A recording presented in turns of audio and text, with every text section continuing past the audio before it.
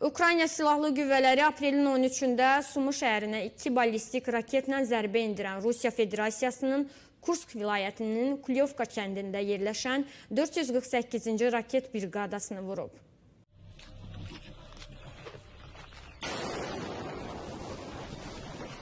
Ukrayna Silahlı Qüvvələrinin baş qərargahının məlumatında qeyd olunur ki, Ukrayna Silahlı Qüvvələrinin xüsusi əməliyyat qüvvələri və təhlükəsizlik xidməti digər bölmələrlə əməkdaşlıq edərək Sumu şəhərinə raket hücumunda iştirak edən hərbi cinayətkarlarla bir sıra obyektlərə hücum edib. Rusiya qoşunlarının 448-ci briqadasının yerləşdiyi yerə zərbə indirdikdən sonra sürsatların ikinci dərəcəli partlaması qeydə alınıb. Ukrayna Silahlı Qüvvələrinin baş qərargahı bildirib, Ukraynanın Dinc şəhərini və dinc sakinlərini atəşə tutan hər bir Rusiya hərbi hissəsi, diviziyası və onların hərbiçiləri müəyyən ediləcək və mütləq cəzasını alacaqlar. Rusiya işğalçılarının mühüm hərbi obyektlərində məqsədyönlü və sistemli döyüş fəaliyyəti Rusiyanın ölkəmizə qarşı silahlı təcavüzü bitənə qədər davam edəcək.